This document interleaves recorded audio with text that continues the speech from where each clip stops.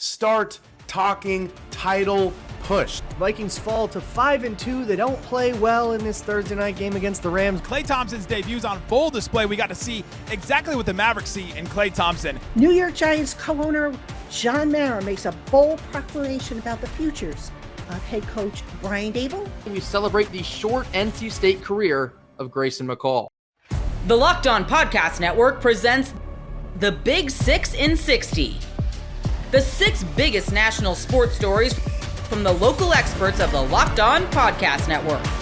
Get the real story, why it matters, what's next, who wins the big game, and more, all in 60 minutes. The Big 6 in 60 starts now with the biggest story in sports. Start talking title push. You are Locked On Rams Postcast, part of Locked On Sports Los Angeles. The Rams are back. The Stars back today. Cooper Kupp and surprisingly Puka Nacua back on the field for our Rams, and they waste no time telling the NFC and the NFL world that this is not the Rams that lost a couple in a row with no offensive weapons earlier in the season. This is an elite team, an elite offense, and a good enough defense to make a playoff push and make some noise in the NFC. A 30-20 win over the Minnesota Vikings, who came into this game 5-1, fired up after a tough, tight loss against the class of the NFC in the Detroit Lions. Of course, the Vikings were favored coming into this one, even with Cooper Kupp coming back, even with the surprise addition of Puka Nacua coming back. And yet, despite there being quite a few Vikings fans in SoFi Stadium, despite, Cooper Kupp getting, looking rusty at times, Puka Nacua coming up looking a little injured at times, to be honest, despite, we won't talk too much about that missed face mask call at the end of the game. We're going to talk about the Rams silencing all the trade talk and re-entering themselves into the playoff picture. But before we do, first and foremost, shout out to everybody in here. I see BC, I see Craig, I see Jeffrey Williams, all letting me know what they think. Please join them in letting me know what you think here in the comment section. Shout out to everybody who's watching this live and after the fact. And also a quick shout out to the sponsor of today's show.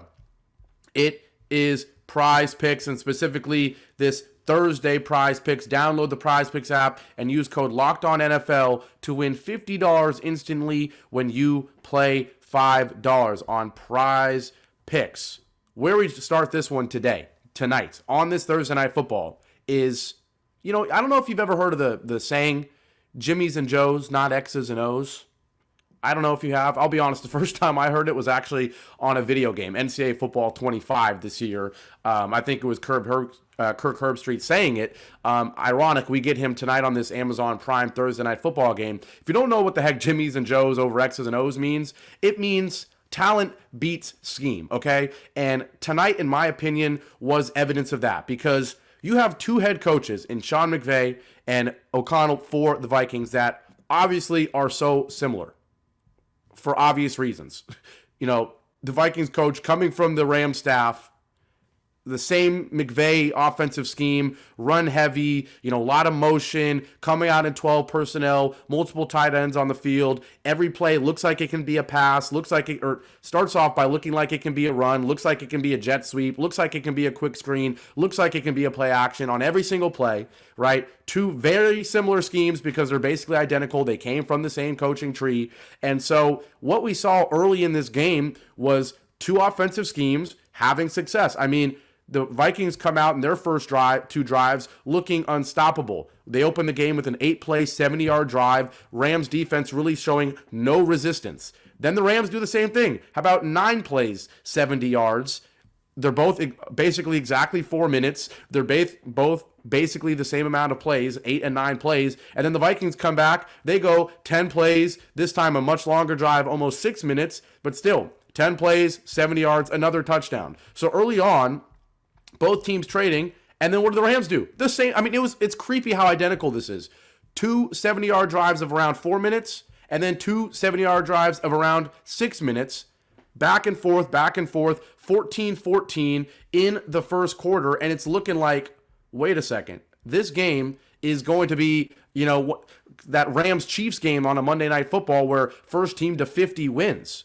Now, ironically, then both offenses stall out. We have 4 consecutive punts after 4 consecutive touchdowns, and we see a 14-14 start to the game become 14-14 at half. Now, where am I getting this Jimmys and Joes over X's and O's? Well, the scheme, you see the strength of the scheme early on, at least in my opinion. There was a stat talking about Sam Darnold being the most efficient quarterback in the first quarter in the entire NFL. Is Sam Darnold the best quarterback in the NFL? Heck no. Is he even close? Heck no. I mean, there were rumors this week of Stafford to the Vikings, Darnold to the Rams. Why? Because the Vikings, I mean, as BS as that rumor probably was, everybody knows that this Vikings team is elite, but is it Super Bowl worthy with Sam Darnold? I don't know. And while Darnold played a good game, he did play a good game, it wasn't the elite game we saw from Matthew Stafford. Now, let me get back to this Jimmys and Joes over X's and O's.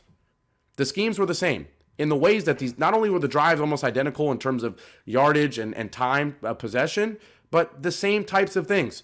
Play action, throws over the middle, make the linebackers step up, hit, the second level, 15-yard in routes to Justin Jefferson endlessly on those first couple of drives. I mean, every play. It was either run the ball to Aaron Jones.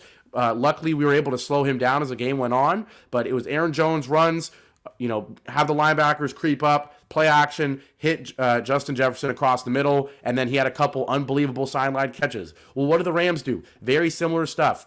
They hit guys across the middle. Puka Nacua in the first quarter, absolutely cooking. Those 10, 15-yard intermediate routes, absolutely on fire. Same thing. As the game went on, those became less open on both sides. Justin Jefferson's making one-handed catches down the sideline, but then how about Demarcus Robinson making contested catches down the sideline in the end zone, right? Same game from both teams in terms of the scheme carries you in the first quarter. That's why Sam Darnold might be the best, statistically wise, the best quarterback in the first quarter so far this season, because their scheme, their talent, it combines to make you an elite offense in the first quarter. But as the game goes on, as the defense is able to adjust, right? Offense dictates the game early, the defense adjusts, and then how does your offense respond when you're not just scripting every play?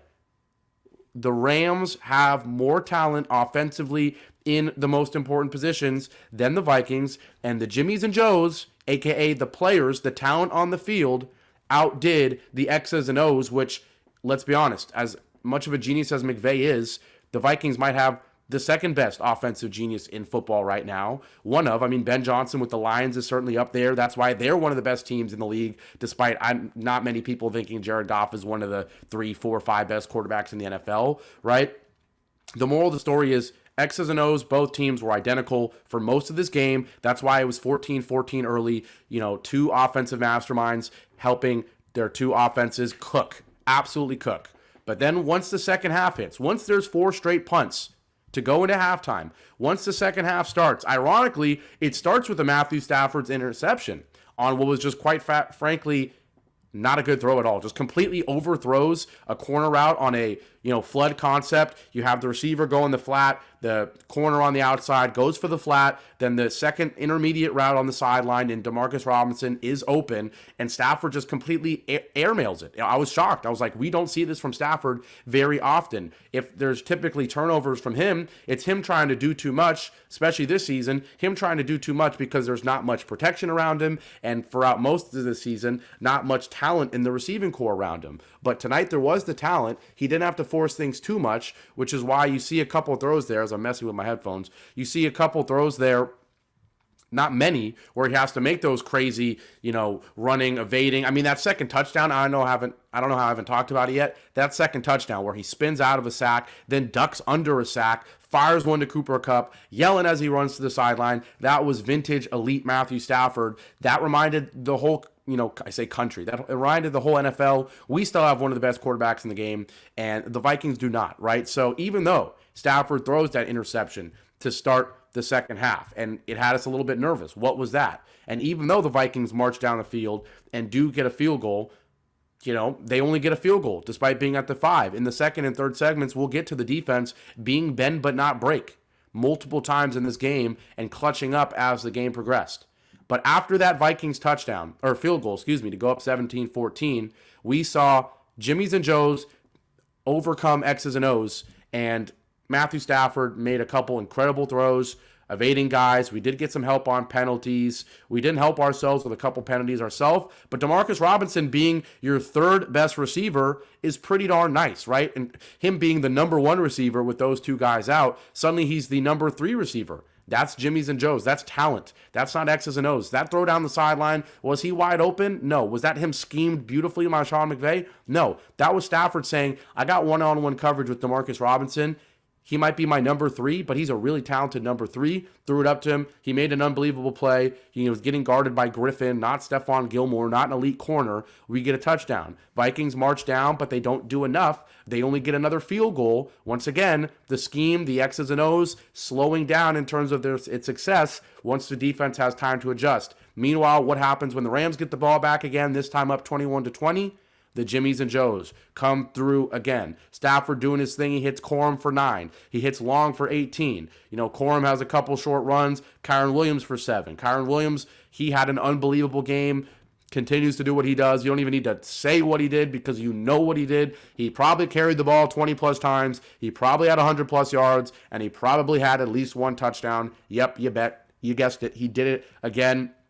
And then how about Cooper Kupp drawing a pass interference? Kyron Williams, again, a couple runs. And then finally, Stafford finds Demarcus Robinson. There's too many talented receivers on the field. And where you see talent and Jimmys and Joes be more important than X's and O's is in the red zone. Sure, there are a couple touchdowns that were because of X's and O's and scripting guys open. Absolutely. That Vikings touchdown where they're at the 5 and they have the backup tight end block, and then release, catch the ball wide open in the end zone. That's all scheme. That's not talent. We know that. That's the backup tight end for the Vikings. But when it's when it's 3rd and 4 at the Minnesota 10 and there's Cooper Kupp and Puka Nacua on the left side, all the defensive attention goes to the left. Demarcus Robinson wide open on the right. That's the combination of some pretty darn good X's and O's with Sean McVay, but also some pretty darn good Jimmys and Joes and Cooper Kupp and Puka Nacua taking the attention away. Demarcus Robinson becomes your number 3 wide receiver, and he catches 2 touchdowns in a row as a result to put this one basically away. Of course, we had the, back-to-back punts. Rams couldn't put their thing away. Cooper Kupp steps out of bounds, saves the Vikings some time. And then the controversial safety, we know that that's what they're going to talk about on Friday morning shows, First Take, whatever they call it on Fox Sports, all that. They'll be talking about the face mask that wasn't called. Was it a face mask? Yes. Would it have made that last drive really interesting? But do I think the Vikings were going to go down, score a touchdown, and a 2-point conversion? I do not. And it's because the defense, as this game went on, showed that they were good enough to stop this scheme-heavy Vikings offense. If you're an NFL fan and you're looking for a big return, look no further than FanDuel, America's #1 sportsbook. When you get a hunch in the middle of the game, you can check out the latest stats, view live play-by-play, and so much more on the same page where you place your bets. Plus, you'll get started with $200 in bonus bets guaranteed when you place your first $5 bet. And you can put that $5 toward Week 8 of the NFL at 4:05 East on Sunday, a matchup of intriguing teams. Seahawks, Bills kick off in Seattle at 1 Pacific, but it's 4:05 Eastern time. FanDuel likes Josh Allen and the company to get it done and has them favored by 3 points on the road. I kind of like Seattle. So what are you waiting for? That's FanDuel.com to get started. Are you watching Fox Sports or ESPN on your TV all day? Have to turn down the volume with all that shouting? Make the switch to Locked On Sports today, a free 24/7 sports streaming channel programmed for you every day to bring you the biggest stories without all the screaming. Locked On Sports Today brings you can't-miss analysis, opinions, and news streaming 24/7 on YouTube or the free Amazon Fire TV channels app, part of the Locked On Podcast Network, your team every day. Vikings fall to 5-2. They don't play well in this Thursday night game against the Rams, but You are Locked On Vikings, your daily Minnesota Vikings podcast, part of the Locked On Podcast Network, your team every day. Vikings fall 30-20. They're 5-2 now. They've lost 2 games in 5 days after that scorching hot 5-0 start coming out of the bye as sluggish as possible. And they lose to the Rams in a fashion that probably has some of you a little heated. Now, as you're listening to this, you're probably listening in the morning. You maybe have had the night to sleep on it, chill out a little bit. But if you missed it, the Vikings had a chance to steal one. They were down 8 points with forever to go. They had like 96 yards to go, no timeouts, really tough stuff. I think teams are like 2-20 in that situation. But they had a chance. They had a puncher's chance, right? They had that opportunity. There is a sack in the end zone. Sam Darnold holds the ball forever, gets sacked in the end zone, but he gets dragged down by his face mask. As egregious as they come, as clear a face mask penalty as they come, there is no flag. Entire sideline goes totally crazy on the refs about it. There is no flag. That's it. Safety. 28-20 turns into 30-20. Vikings punt the ball away, and the Rams kneel it out. This is, at its best, an embarrassing mistake for the NFL. At its worst, it's maybe even more nefarious than that. I don't know if I'm going to go there with you, but we'll get into all of that. But before I get into this, you know my thing on ref calls, right? Bad ref calls are an unalienable reality of the NFL. They are not something that you can prevent. They are not something that you can wish away. They will happen, and they will happen to your team. And you kind of have to go in having your peace made with that, or they'll drive you crazy. You'll be on the right end of them sometimes. You'll be on the wrong end of them sometimes. And, you know, I don't like to attribute to malice what I can attribute to incompetence. And I think that basically all refs are idiots and that they are not capable of doing the job that they are tasked with doing consistently. And this has been an issue for the NFL for a while. They either need more refs or they need less reliance on those refs.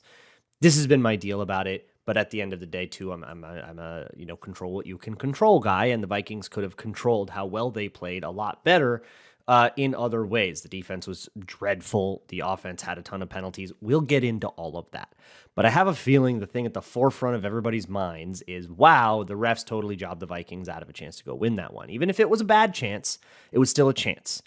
And while I will never say they lost that game because of refs, there were other things that had a more outsized impact on that game that they lost because of that were their own fault. I do think that they have a right to that chance. They got the stop they needed to get. They got that punt. They got the ball back with 2 minutes. They even went and tackled Cooper Kupp out of bounds as the clock was running to prevent the Rams from taking 40 extra seconds off the clock. They had earned that opportunity, and they were robbed of that opportunity. Even if that opportunity was not going to lead to a win, they still deserved to play it out. And they didn't get to because of a botched ref call.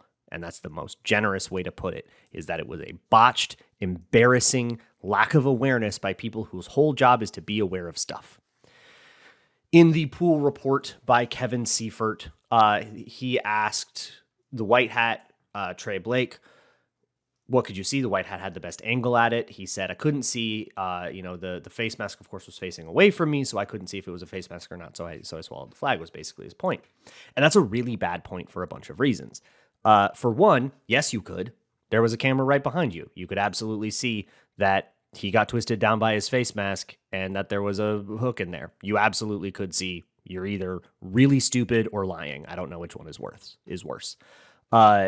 This is also, by the way, the same ref that had a horrific no call in a Falcons-Chiefs game earlier this year, a pass interference no call that was also a primetime game. And if you remember a couple of years ago in the Vikings-Colts 33-0 crazy game, a couple of fumbles that weren't, a couple of fumbles that should have been fumbles that both could have been returned for touchdowns that were either erroneously whistled dead or really horribly not called. This was all the same guy. This guy's had a track record to me of not just missed calls, everybody misses calls, but really, really bad ones that just aren't defensible. So I don't know if this guy is cut out for this job. I don't believe you that you said you didn't see. And if you really couldn't see from that angle, from as close as you were, you shouldn't be here. If the ref can't see, the ref shouldn't be, okay? You shouldn't be here. But there's no way to bench a ref. They don't have reserves of refs. And that's part of the problem, I think. But let's say we were to accept that, which I don't, but let's say that we were to. That, okay, the ref sneezed and missed it, and that happened. Okay. There are safeguards, fail-safes in the system to prevent this exact kind of mistake. All right? Here's the deal. Refs are old people. refs also need to use with their live eye, they need to see things, and they are often the beginning and the end of the authority on these matters, such as a face mask. If the ref didn't see it, it doesn't get called. And to assist with that, in 2021, they added replay assist. I think replay assist should have gotten involved here. Replay assist has been a wildly successful addition. Replay assist has helped them get calls overturned very quickly without having to go through the entire challenge process and slow the game to a halt to get the proper calls in. You'll hear, oh, New York buzzed down for that one. That's replay assist. It has been fantastic operationally. It has been fantastic to getting calls correct more often. It's just been a good addition.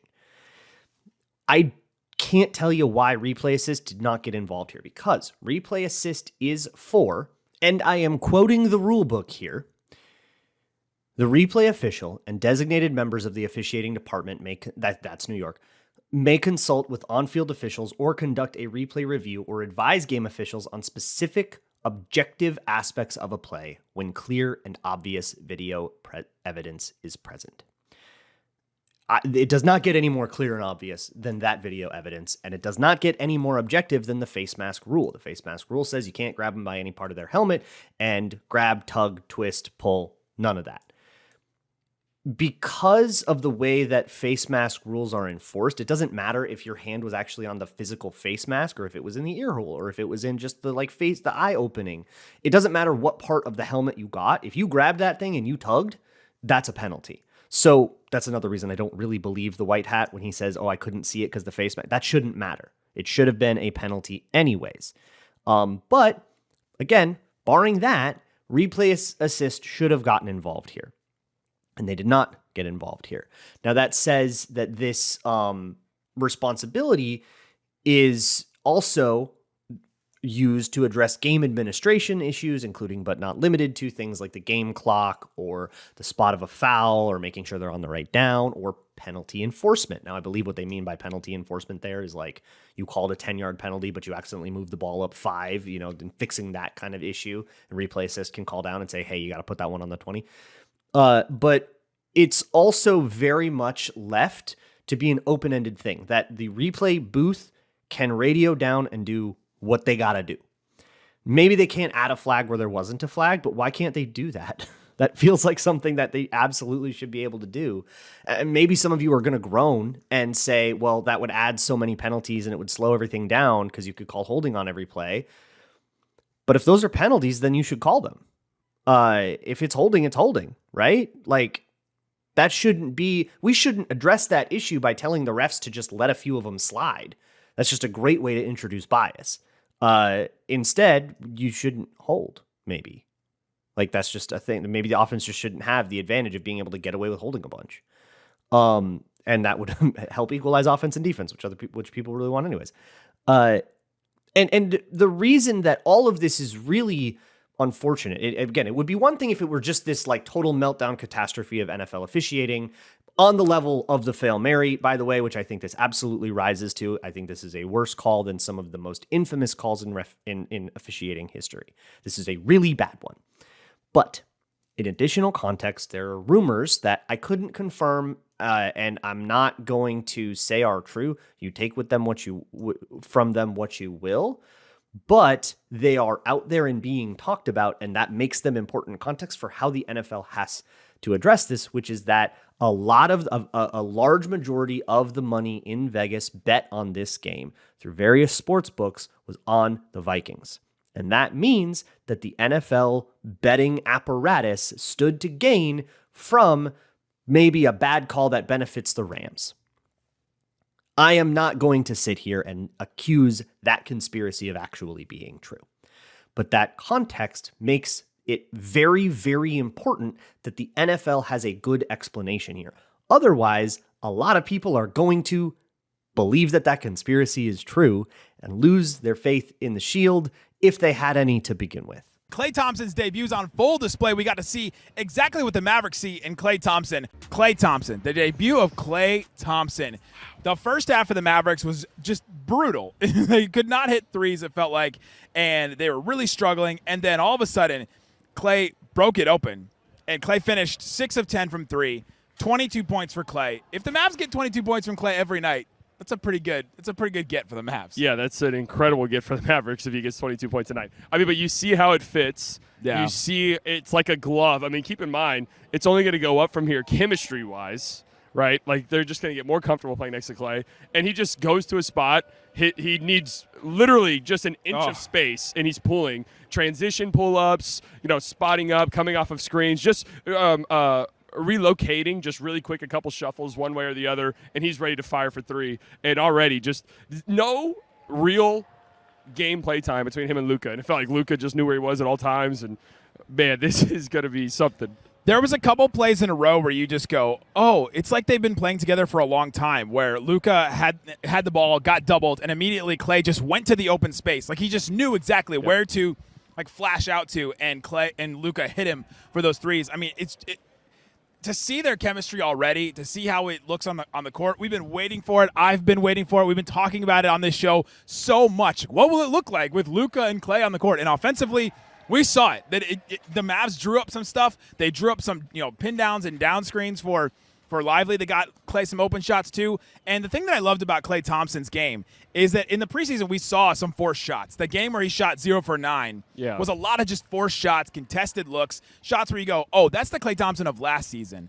And in this game you saw a bunch of open shots, and I think he only really forced 2. One was a heat check and one was just like a late in the clock kind of thing. But you really saw that the Mavs have designed a bunch of stuff for Klay, and they've really planned for it, and it just looked really good. Yeah, when they went in. Yeah. But even the process looked good even on misses. Yeah. I thought in the first half, I mean, we can talk about this later, but I thought in the first half the Mavs played a good basketball game. They were just missing threes. But anyways, yeah, if you thought after the preseason game where Klay went 0 of 9 that this was a disaster or whatever, you need to look in the mirror and come to some realizations and grow up. Like, seriously. If you're a Warriors fan who yesterday was taking victory laps, Buddy Hield this, Buddy Hield that, you need to grow up and you need to go and watch the last 12 years of Buddy Hield's career. I don't know how long he's been in the league at this point. But anyways, this is like, it was always going to work offensively. That was never the concern for me, at least. This was always going to be a seamless fit offensively. It was defense that was the concern, and I thought he was tremendous defensively tonight. I mean, the especially with Devin Vassell out, the Spurs don't really have a perimeter attack score, like not a threat. No, like none at all, really. So Sohan was like their one threat driving, like in the lanes, and you're like, oh, that's not. Sohan had a good game. He played pretty well, I thought. But outside of that, he whacked Gafford in the face. Yeah, I was surprised they called that a flagrant. Maybe I didn't see the replay angle very well. But as soon as it happened, I was like, that's a flagrant. Okay, all right. But yeah, so I thought he was really good defensively tonight. Made some plays defensively, some steals. So just overall, an incredible debut for Klay. I mean, can't ask for really anything else. You really can't. It worked exactly like you had hoped. And, yeah, we're going to see some games against playoff teams, some games against teams with better guards, better guard play, better, point of attack offensive creators, where you go, all right, let's really test this Luka, Kyrie, and Klay thing and see if that defense really works. This was not the game to try and evaluate that or decide that. But offensively, the process looked really good. And they've already added some wrinkles. They've already added some stuff with Klay setting screens and Klay running around screens and all that. The Lively dribble handoff work, I talked about that yesterday on the show, that Lively stayed after practice with Klay a couple times and worked on their handoffs. Like, you saw some of that, and it was just so great to see Klay Thompson work in this offense. And it's honestly it's a testament to Klay because of how smart he is and how a vet, but it's also a testament to Luka. Yeah, anybody can just fit around him, right? You get reminded that I'm watching the Clippers the other night. You see Derrick Jones Jr. and he's doing some things here and there, but you go, man, Luka just makes anybody look really good next to him, and it's a testament to Luka how easy it was to see Klay fit in this offense tonight. I mean, he's one of the smartest players in the history of the sport, one of the best playmakers in the history of the sport. We've known this. We've watched him play. If you've watched him play and aren't a troll and are being genuine with your basketball takes, you know how good this guy is at creating for others. It's this idea that he's not a winning player and it's hard to play around him, whatever, offensively has just always been a garbage take. We've seen him. How many players have had career years here? How many players have left here and had their careers completely sputter out / turn into nothing offensive players? Not many. Reggie Bullock's career ended. Yeah, right. Dorian Finney-Smith is just wasting away. Have left and gone. Have left and just a lot. Their 3-point percentages have dipped.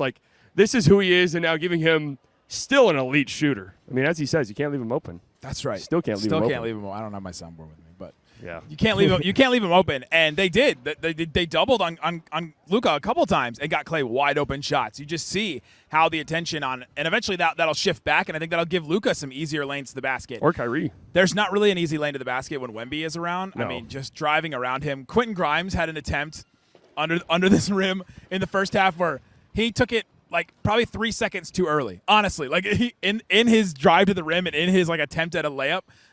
He really threw that up there as quick as possible. It just shows like how Wemby gets in people's heads, but I thought the Mavs were able to handle that pretty well. Yeah, I mean, they just bombed away from threes. This is what they shoot, 44 three-pointers tonight. I mean, this is team's got to shoot a lot of threes. I've been talking about this myself, is this 40.3 number. The Celtics were the only team in the league who attempted 43s last year. I think 16 teams did it in the preseason. We've already seen like 7, 8, 9 teams in the first couple of nights shoot 43s. The Mavericks joined that rank. I think they're going to put up 43s a night. I mean, they were second in the league in three-point frequency last year with 39. So they're going to get up a ton of threes this year, and that's how they're going to try to beat teams. And when they're hitting, and like in the second half, it was just an onslaught. When it starts going for this team, they're just going to look unstoppable offensively. And Klay is a huge part of that, where you just – all right, you've got to think about so many different things, because on defense in the NBA now, you've got to just know everybody on the court, what everybody can do, because at any given moment, you could guard anybody else on the court. You could switch on anybody else. And so to have to think about, all right, how many options does Luka have in front of him? Okay, how many options does Kyrie have in front of him? All right, how many options now does Lively have in front of him? PJ, what can he add? And then all of a sudden, now Klay is added to that mix. It just create such a problem for defenses in thinking about all the mess of it and these broken plays that Luka just feeds off of to create something and make something happen. You saw them just really like feeding off of that. And man, when they start really bombing from three, 13 of 21 in the second half from three, they're just going to be unstoppable. And even in the first half, their three-point shooting was terrible, but they were getting clean looks. Yeah. That's why, I thought their first half of basketball, they were down, they were trailing. They just felt like they couldn't get anything going. I think I saw their biggest run in the first half was 5-0. Like, they just could not get a substantial run going. And but you could just tell watching them. Like, they got good look after good look after good look. It was just converting them. And once those things start dropping, ooh, it's going to be fun. Oof, there it is. And they'll get more of a flow, and they'll get more. It's the first game, right? You'll see more of their offense implemented and what they want to do and all that. If you're an NFL fan and you're looking for a big return, look no further than FanDuel, America's #1 sportsbook. When you get a hunch in the middle of the game, you can check out the latest stats, view live play-by-play, and so much more on the same page where you place your bets. Plus, you'll get started with $200 in bonus bets guaranteed when you place your first $5 bet. And you can put that $5 toward Week 8 of the NFL at 4:05 East on Sunday, a matchup of intriguing teams. Seahawks, Bills kick off in Seattle at 1 Pacific, but it's 4:05 Eastern time. FanDuel likes Josh Allen and the company to get it done and has them favored by 3 points on the road. I kind of like Seattle. So what are you waiting for? That's FanDuel.com to get started. Are you watching Fox Sports or ESPN on your TV all day? Have to turn down the volume with all that shouting? Make the switch to Locked On Sports today, a free 24/7 sports streaming channel programmed for you every day to bring you the biggest stories without all the screaming. Locked On Sports Today brings you can't-miss analysis, opinions, and news streaming 24/7 on YouTube or the free Amazon Fire TV channels app, part of the Locked On Podcast Network, your team every day. You are Locked On Yankees, your daily New York Yankees podcast. So this is basically just us talking about the World Series. Jeff will let us know about Dodgers stuff we need to know about.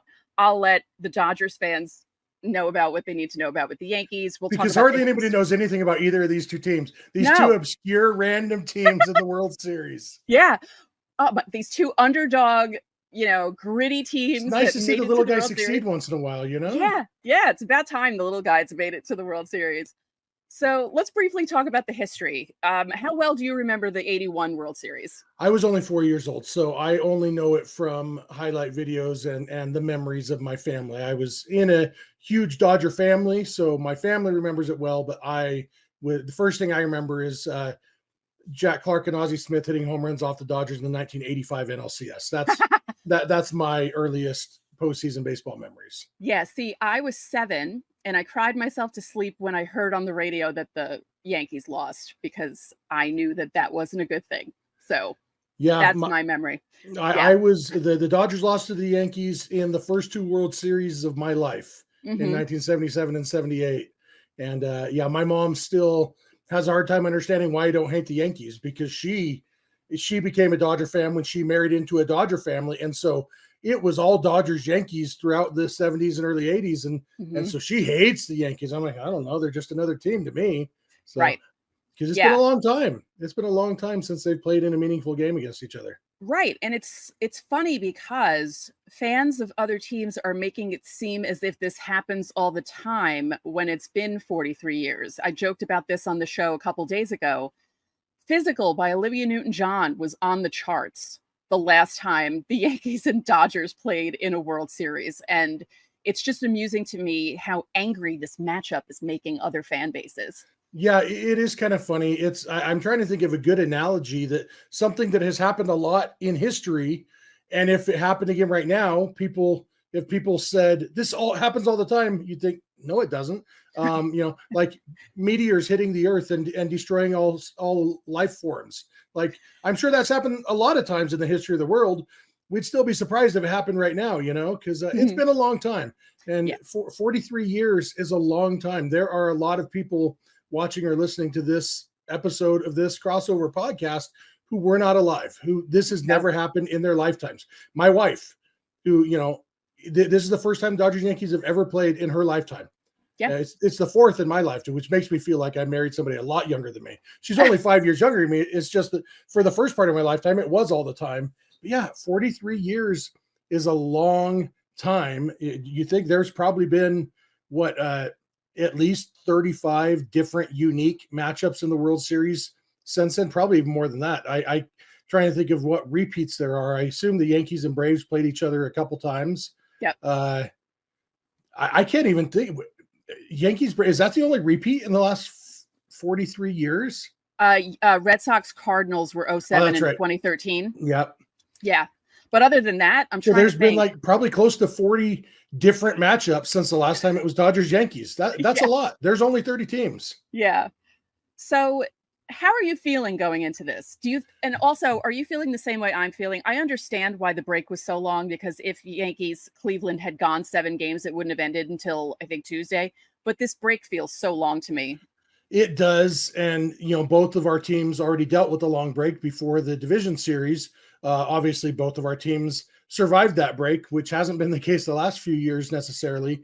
As a fan, it's excruciating, but for me, knowing about Freddie Freeman's ankle and the Dodgers bullpen and everything, it's very welcome to me knowing that the team needs it. And so I'm willing to set aside my personal needs of baseball to watch for the greater good of having the Dodgers a little bit healthier for the World Series. But yeah, even scheduling 2 off days, because even if the Yankees Guardians had gone 7 games, there still would have been 2 days off. I think I'd prefer only 1 day off maximum between series but I also get, because for TV reasons, they stagger the series. So it wouldn't necessarily be fair if the Dodgers got 2 days off and the Yankees got 1 day off. Right. So by saying everybody gets at least 2 days off, that gives every team a little bit of a chance to set the rotation, everything. But what I'm happy about is that we get to see the number 1 starters in game 1. Yes. That's not the case in the championship series necessarily. The Dodgers didn't have, their rotation, because they went 5 games with the Padres and then had 1 day off. It's like, okay, now we're pitching whoever's available. And so I do like that they set it up so the World Series can be kind of the best against the best. And there's not going to be any excuses, or excuses probably isn't the right word, but it's a very fair matchup the way it's set up with all this time off. And I think I appreciate that. And I think it's worth the excruciating time off for us as fans. One, I'm glad I'm not the only person who struggles with the word series and trying to pluralize it, because it doesn't make sense to me. And 2, I agree, because our bullpen, specifically a few arms of the bullpen, have been used a lot. So, and these are guys who haven't been in this position before. So I'm also glad for those days off. But personally, I'm not enjoying it. It's just too long for me, and I want baseball to start. especially for those of us who do daily podcasts. It's like, hey, you know how you do a podcast every weekday? Guess what? No baseball to talk about on the weekdays. Then on the weekend, then you could do extra podcasts to talk about the games. But also one of my big pet peeves is the media complaining about games being too long and stuff because they want to go home. So I'm not going to do that. I'm not going to make this about the podcaster angle. And I'm just going to focus on the fact that hopefully Freddie Freeman's ankle will feel better by Friday. Look, I'm happy because my team wasn't even in anything last October, and that was very strange for me. It was the first time in the 6 years that I've been hosting this show that I didn't have at least a playoff game, like a wild card game or a series to talk about. And it was difficult. Steve and I came up with things to talk about last year, but we actually ended up talking about other playoff games because the Yankees weren't in it. So that kind of helped. But yeah, these last few days without baseball have been, Brian and I were talking about in the third segment yesterday about how rude it is when people schedule weddings in October. Yeah, for me, it was my kids' fall break from school is always in mid-October. And so this was the second time in the last 7 years that I have listened to the NLCS on the radio from beautiful central Utah instead of watching it on TV while the Dodgers were playing. And both times the Dodgers won that NLCS. And so it was all good. But yeah, this year we were completely out of reception. There was no internet reception and no television where we were. And so I would go sit in my car so I could listen on Sirius XM satellite radio to the games. And so sometimes I'd go and I'm just going to go listen to the game for an hour. Sometimes I'd be like, okay, I'm just going to go check the score and then come back, But yeah, it's sometimes life gets in the way of baseball, but yeah, I definitely feel you on maybe October should just be a national holiday month. Honestly, except then when our teams don't make it, or your team didn't make it last year. My team lost all 3 postseason games they played last year. Imagine at least we had lives and school and work to take our mind off of the disappointment is baseball. The disappointment, yeah. If you're an NFL fan and you're looking for a big return, look no further than FanDuel, America's #1 sportsbook. When you get a hunch in the middle of the game, you can check out the latest stats, view live play-by-play, and so much more on the same page where you place your bets. Plus, you'll get started with $200 in bonus bets guaranteed when you place your first $5 bet. And you can put that $5 toward Week 8 of the NFL at 4:05 East on Sunday, a matchup of intriguing teams. Seahawks, Bills kick off in Seattle at 1 Pacific, but it's 4:05 Eastern time. FanDuel likes Josh Allen and the company to get it done and has them by favored by 3 points on the road. I kind of like Seattle. So what are you waiting for? That's FanDuel.com to get started. Are you watching Fox Sports or ESPN on your TV all day? Have to turn down the volume with all that shouting? Make the switch to Locked On Sports today, a free 24/7 sports streaming channel programmed for you every day to bring you the biggest stories without all the screaming. Locked On Sports Today brings you can't-miss analysis, opinions, and news streaming 24/7 on YouTube or the free Amazon Fire TV channels app, part of the Locked On Podcast Network, your team every day. New York Giants co-owner John Mara makes a bold proclamation about the futures of head coach Brian Daboll.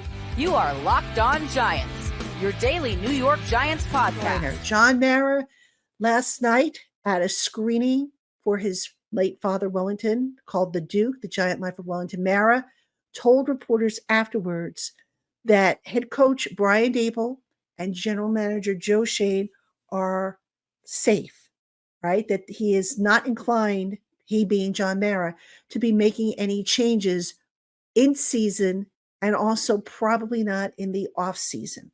And this is regardless of how the team finishes up. Now, if you go back to earlier in the year, John Mara, as he is asked every year, was asked, what do you need to see in order to continue with the team of Daboll and Shane? And he said, I want to feel like we're making progress. Well, you look at the Giants' record right now, 2-5, the state of the offense, and some people will say that ain't exactly progress they're making. But on the flip side, they are making progress on the defensive side of the ball. They've made progress with the offensive line, of course, prior to the Andrew Thomas injury, but the offensive line was heading in the right direction. Malik Neighbors has been everything they've asked for. The one area where they continue to struggle, which we will talk about even more later on in the program, has been at quarterback. But I want to talk about, before I get to the quarterback situation, which, by the way, John Mara did not endorse Daniel Jones for the future. He kind of sidestepped that issue, saying that there'll be a time and place to talk about individual players, which I took to mean that Daniel Jones is not going to be a part of this team come next year. But let's talk about, the decision that apparently has been made to retain Dable and Shane. Folks, I've said this before. We'll say it again. Continuity is important. And I know that there are people out there who are going to say, well, look at the continuity that the Giants have had. They've been losing, they barely make the playoffs, and when they do, they don't go very far. What kind of continuity have they had? They've just been a losing franchise for the better part of the last decade. Folks, here's the thing. You cannot keep turning over the GM and the head coach. At some point, you've got to say, okay, do I have the right group in place? And if so, even though things might not be going the way I want, is it their doing or is it the fault of the personnel? Now, I don't want to put all the blame on Daniel Jones, but he has been the common denominator over the last, few years. Daniel Jones was inherited by Dable and Shane. So you can make the argument that, okay, the team has made progress in terms of the defense. Like I said, Malik Neighbors has been all that they expected. Theo Johnson, one of the draft picks, looks like he's an up-and-comer. The draft class from this past year looks pretty solid. The O-line looks solid. What's the one area that continues to struggle? It's the quarterback. And the Giants, we knew back in the spring that they were looking to upgrade at quarterback. We saw it on Hard Knocks. And, we hear it just about every time Dable is asked about the quarterback and how he kind of sidesteps the issue a little bit. But let's talk about the continuities. Let's stay on that thing. The problem with changing the head coach, just look back to the string of head coaches that the Giants had after Tom Coughlin. Every 2 years, it was a new coaching staff. And every time you bring in a new coaching staff or a new GM, you're starting from square one, which means you bring in a coach and maybe the guys in the locker room that were highly thought of or being developed one way under the previous regime now suddenly aren't necessarily part of the long-term plans of the new regime.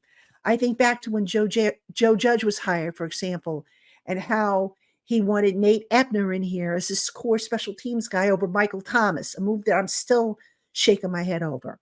All right, so that's an example of how coaches come in and they want their own guys to kind of take over the locker room. So that messes with the chemistry and the foundation of the locker room.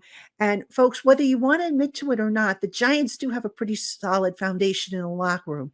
Dexter Lawrence, all right, Bobby Okereke, Malik Neighbors is growing into a leadership role. Drew Phillips, you can look at on the offensive line, you can make a case maybe definitely you can make a case for Andrew Thomas, even though he's on IR. So there are pieces that are coming together for the New York Giants foundation. The problem now becomes, though, again, when you jettison coaching staffs and guys go away, now all of a sudden the foundation or the backbone that you're trying to build up in terms of the depth and whatnot, that goes away too. And if you look at the Giants draft class as a perfect example, all right, the last several draft classes, I don't think there's anybody left from 2018's class. And that was what, 7 years ago, right? That's pretty sad. 2019, that class is a danger of becoming extinct as well, with the exception of Lawrence. All right. Now, I went back and I looked at some of the draft picks from the past. Guys who were basically discarded because they didn't work out here or the Giants couldn't re-sign them. And they went on to have really solid careers elsewhere, right? You can point to Eric Flowers, who turned out to be a decent guard once he left the Giants. Will Hernandez, who went on to become a starter out in Arizona. Julian Love, the safety, who's out with Seattle, became a Pro Bowler. B.J. Hill, who the Giants traded. Saquon Barkley. Those are just a few of the examples of guys who, from a previous regime, they moved on from. All right. And you ask yourself, okay, why? All right. Now we know why with Saquon, but the other guys, by turning the coaching staff over, maybe, the new coaches that came in wanted to develop these guys differently. I think of Will Hernandez, for example. Will Hernandez in his first season with the Giants was very promising as a player. Then they brought in a whole new coaching staff, and what happened? Will Hernandez wasn't very efficient as he was in the first year. So that's a big reason why I think you want to have continuity. And look, I get it. The Giants leadership brass, they don't always, some of the decisions they make leave you scratching your head. Nothing's going to be perfect. And look, Joe Shane's drafting so far, the jury's kind of out on it, bordering on not very good, at least for the first two classes or so. But the bottom line is you want to have the continuity. And for that reason alone, there has been progress with this team. And I mentioned the areas they progressed in. Now they just have to say, okay, you know what? We tried to, salvage Daniel Jones. It's not working out. We need a fresh start. He needs a fresh start. Let's get another quarterback in here that you, Brian Dable, can groom to the way that you want, and that we can hang our hats on and say, okay, this is now truly Brian Dable's team, Joe Shane's team. All right. So that's where we stand with the statement by John Mara.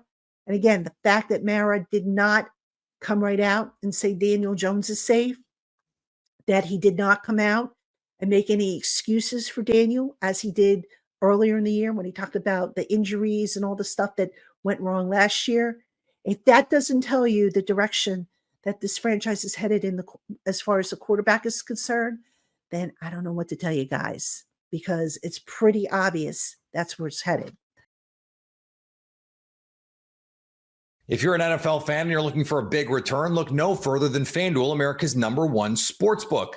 When you get a hunch in the middle of the game, you can check out the latest stats, view live play-by-play, and so much more on the same page where you place your bets. Plus, you'll get started with $200 in bonus bets guaranteed when you place your first $5 bet.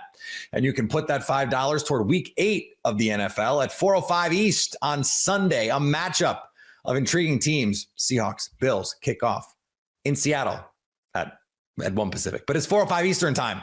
FanDuel likes Josh Allen and the company to get it done and has them by favored by 3 points on the road. I kind of like Seattle. So what are you waiting for? That's FanDuel.com to get started. Are you watching Fox Sports or ESPN on your TV all day? Have to turn down the volume with all that shouting? Make the switch to Locked On Sports today, a free 24/7 sports streaming channel programmed for you every day to bring you the biggest stories without all the screaming. Locked On Sports Today brings you can't-miss analysis, opinions, and news streaming 24/7 on YouTube or the free Amazon Fire TV channels app, part of the Locked On Podcast Network, your team every day. We celebrate the short NC State career of Grayson McCall. You are Locked On Wolfpack, your daily podcast on the NC State Wolfpack, part of the Locked On Podcast Network, your team every day. Kenton, we got sad news Wednesday evening. Quarterback Grayson McCall announced over social media that he will be medically retiring from the game of football. Not exactly surprising news, and after the very scary hit that he took against Wake Forest, a lot of Wolfpack fans believe that probably should be the last time that McCall takes the field. 2 head injuries in a very short amount of time. Being that he's a senior with a history of head injuries, it just makes a lot of sense that for his own health, he decides to hang up the cleat. But it's very sad. It's a very sad end to a very short-lived NC State career here. Of course, McCall was brought here to be the guy and lead us to heights we have not seen in a while. Didn't quite get that out of the gate, and then he endures the injuries. just a very bittersweet end. For anyone that's ever played sports before, there comes a day where you lace them up for the last time. Not all of us, in fact, many of us have no idea when that day is coming. Very few athletes truly get to decide when they want that day to be. A lot of times it's because you age out of eligibility. Very unfortunate instances like this one, it's due to injury. Very few athletes get to hold the pen for the entirety of their career. And so seeing this message from McCall on Wednesday night, it hit home from a lot of folks. It certainly hit home for me. Kenton, I'm sure it hit home for you. Kenton, not to kind of get you in your feels here, but as someone that has been in very similar shoes as Grayson McCall, what was your take on his decision to retire? I mean, at the end of the day, everybody's making what they believe is the best choice for themselves, and I fully support him in this choice. I think the scariest part, and y'all are going, if you listen to Locked On ACC tomorrow, you're going to hear me say a very similar thing because, I mean, it's the same situation. You just got to talk about it nationally and locally. But the reality of this is brain injuries are scary. They're very scary because they're different. I tore both of my Achilles and my bicep. I knew after I tore my Achilles both times. I didn't know I tore my Achilles the first time. But what I did know is I can't walk without a boot right now. When I tore my bicep, I didn't know that I tore my bicep, but I knew my arm is working at a much lower function than what it normally does. When you talk about and when you consider your body no longer working or betraying you in some way via injury, you normally have something there to remind you, some feeling, some like, oh boy, that hurt. When you have a concussion, you don't generally, for the most part, you don't get that. You don't randomly just get headaches out the blue like, oh, my brain's reminding me that my head hurts. It doesn't happen in that way. What does happen is your brain becomes more susceptible to permanent long-term damage if it happens again. And the play that we saw him get his helmet knocked off and then get hit again after the helmet came off. That is a situation where, to be quite honest, I'm just glad the brother is alive. And so, the biggest thing is in his statement, he said, I walk away with the contentment in knowing that every time my feet touch the grass, I gave it everything I had. And you talk about, being in a similar position to where McCall is. That was my exact same thought and feeling. I never achieved the collegiate success that McCall did. I never got there. But you could ask any of my teammates, you could ask Coach Doran, you turn on the film. I wasn't perfect. There were plenty. I could tell you the games where, hey, I played about 4 snaps this game and almost all of them I ended up in the dirt.